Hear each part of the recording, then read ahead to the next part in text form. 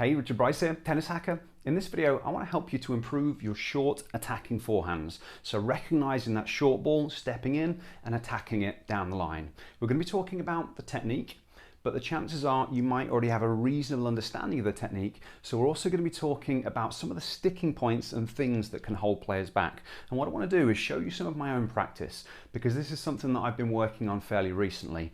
I'm naturally a right-handed player, but unfortunately I injured myself in a mountain bike crash, so I'm having to relearn to play left-handed. And one of the things that I've been working on is developing the ability to step in and attack my forehand. And there was a few things that I was struggling with, but I finally managed to overcome them. So I want to point out what they are, because they're very common problems. So hopefully you find the video helpful. If you do, it'd be awesome if you give me a thumbs up. And if you haven't subscribed to my channel before, it's much appreciated if you could do that as well. The first thing that's going to be important is early ball recognition, but we're going to focus on that towards the end of the video. We're going to start by talking about the biomechanics and the technique. And as always, that's going to start with a good quality preparation. Now, for a good preparation, we're going to need a unit turn. So we're going to need to rotate our upper body. We're generally going to want to get our pelvis side on, and we're also going to want to load our outside leg. So for me, as a left-handed player, I'm loading my left leg and my left hip. As a right-handed player, you'll be loading your right hip. So we're doing all those things to basically prepare ourselves to set up, and so that then we can use our kinetic chain efficiently to create the racket head speed. So for me, I've finished my unit turn there. My body is rotated. Now I'm about side on. Potentially you could try and rotate a little bit more if you want to get more power and you've got better timing. I go to about side on at the moment, but it's something that I'm working on. And then I've loaded into this outside leg so that I can then drive through them. You can see for me, I'm about to initiate my leg drive. So we're going to start the swing by throwing the outside or back hip forwards. As we do that, that's then going to initiate the racket drop. So the racket drop is it's kind of a passive process. You drive through the hip, and you don't really do much with your hand, but as you drive through the hip, the racket just naturally lags behind because you pull on your torso and pull on your body. But then the idea is that you drive through the hip, the torso then starts to rotate forwards. That creates this lagging motion where you're turning your body into a little bit of a whip.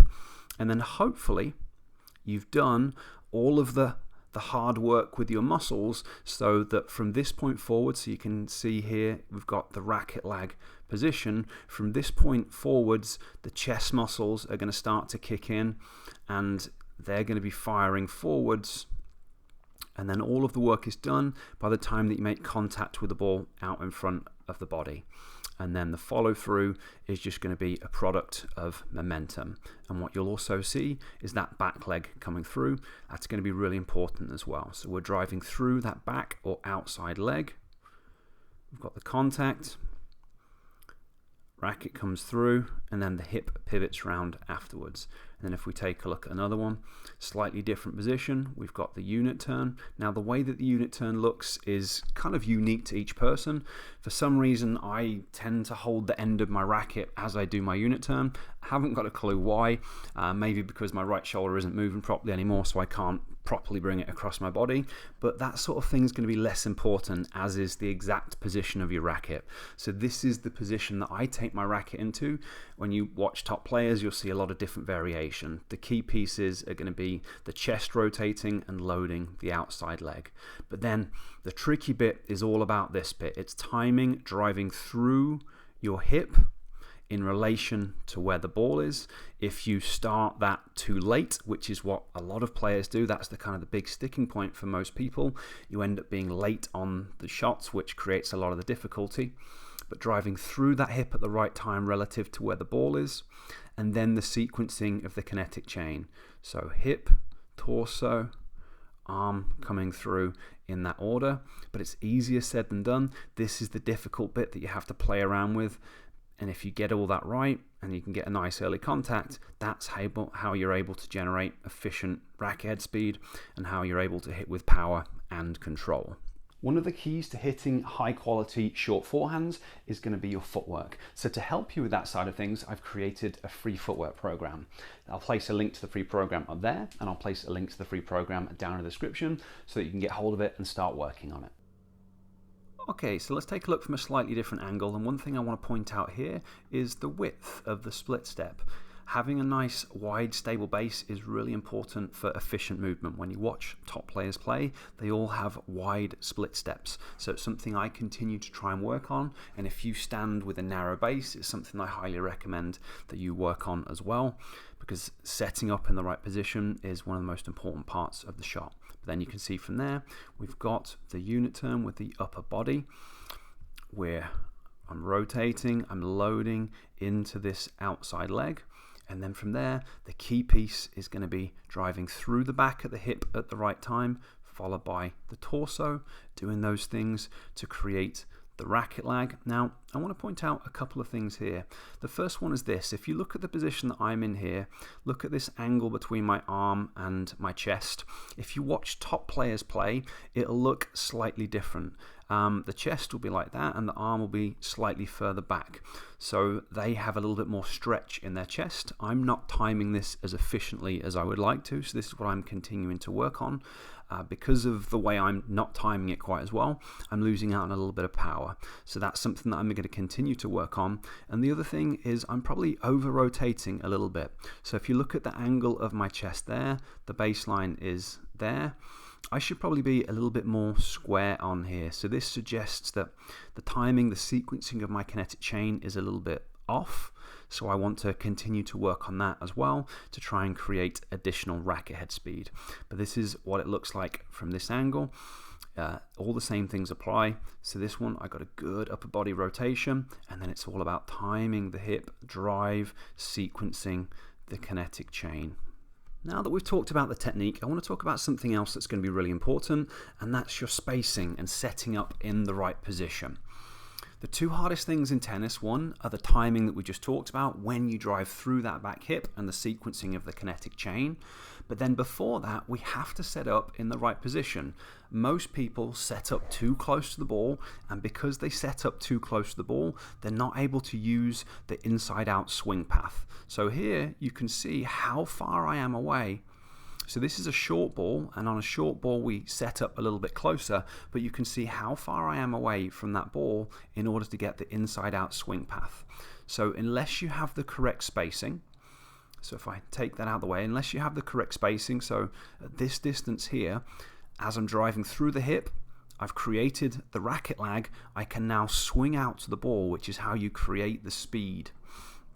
If you set up too close, it doesn't allow that to happen. So the hard part, or the first hard thing in tennis, is really focusing on the spacing, the footwork, and setting up in the right position. So that's why that footwork program and working on that side of things is so important.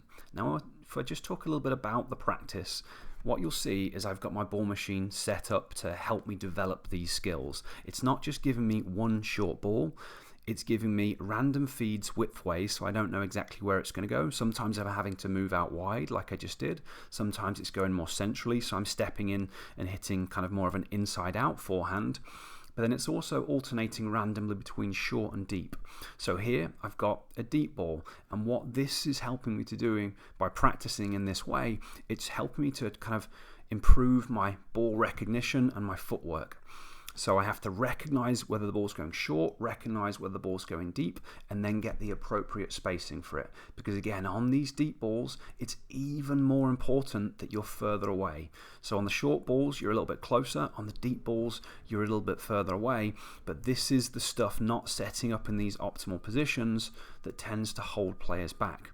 So this is stuff that I've really had to focus on. Transitioning from playing a right-handed, one-handed backhand where you're fairly close to the ball to now playing a left-handed forehand, that is a massive difference in how far you set up away from the ball. So I had to spend a considerable amount of time working on fixing my spacing before I could focus on the minute details of the technique. So the stuff that I was talking about a moment ago with the timing, driving through the hip and trying to sequence my kinetic chain and get the optimal timing.